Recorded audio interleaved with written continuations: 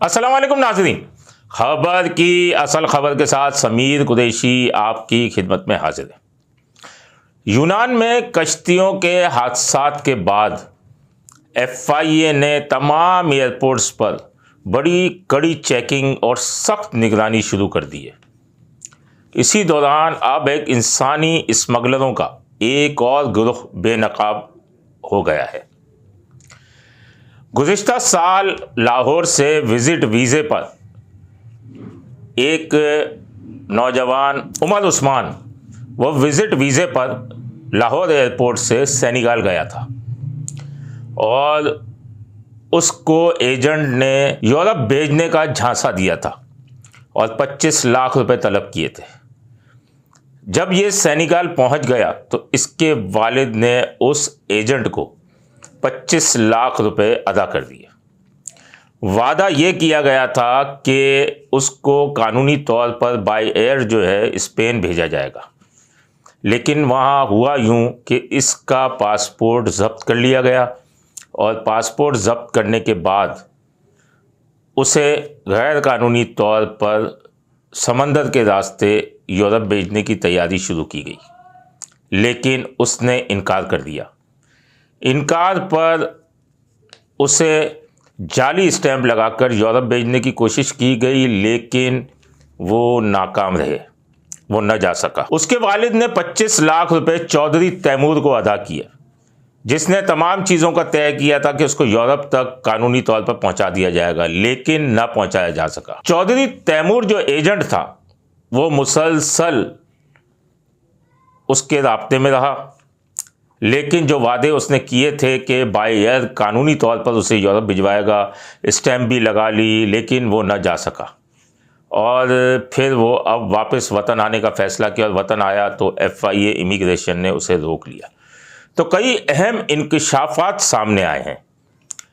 इंकशाफात ये सामने आए कि उसका जो पासपोर्ट ज़ब्त किया गया था, उस पर पासपोर्ट पे फिर इसे पानी के ज़रिए भेजने की कोशिश की गई, लेकिन उसने इनकार कर दिया। इनकार करने के बाद जो है उसे जाली स्टैंप उसके पासपोर्ट पे लगाया गया, लेकिन वो न जा सका। उसके बाद इसने वतन आने का फ़ैसला कर लिया और बिल आखिर वतन आया, जहाँ इमिग्रेशन वालों ने इसे पूछगछ की। पूछगछ के दौरान इसने कई अहम इंकशाफात किए। उसने ये इंकशाफ किया कि सेनेगल में वो 4 माह तक रहा। वहाँ उसे 4 माह तक मुख्तलिफ सेफ हाउसेज में रखा गया, जहाँ 13 मज़ीद पाकिस्तानी औरतें जो बैरून मुल्क जो है नौकरी के लिए जाना चाहते थे। उसने ये भी बताया कि तुर्की में तमाम गैर कानूनी सफ़र का इंतज़ाम जो है सैयद ज़मीर शाह करता है। मौरितानिया में हाजी मिर्ज़ा एहसन करता है, जो कि यहाँ पाकिस्तान से जो सादा लो अफराद को नौकरियों का झांसा देकर और वहाँ बुलाया जाता है और फिर इस तरीके से उन्हें समंदर बुर्द कर दिया जाता है। 2 सालों की बात की जाए तो 2 सालों के दौरान 300 से ज़ायद पाकिस्तानी जो हैं वो जाँ बहक हुए हैं, जिसके बाद वज़ीर आज़म पाकिस्तान शहबाज शरीफ ने नोटिस लिया था और DG FIA अहमद इसहाक जहांगीर को भी हटा दिया गया। अब तक कोई DG FIA भी ना आ सका है और उसे हटाने के बाद जो है FIA ने क्रैकडाउन में तेज़ी दिखानी शुरू कर दी है। FIA के अफसरान के मुताबिक अब FIA जो है वो एजेंटों और उनके सहूलतकारों की तलाश में छापे भी मार रही है।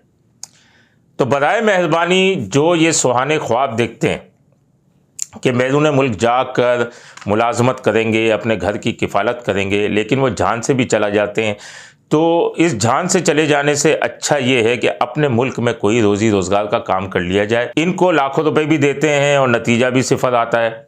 तो बराए मेहरबानी किसी ऐसे झूठे एजेंट के झांसे में ना आए जो कि बैरून मुल्क मुलाजमतों के वादे करते हैं और उसके बाद इस तरीके से गैरकानूनी तरीका अपनाते हैं, जिससे पाकिस्तानी शहरी जाँ बहक भी हो जाते हैं। कई पहुंच भी जाते हैं, लेकिन कई जाँ बहक भी हो जाते हैं।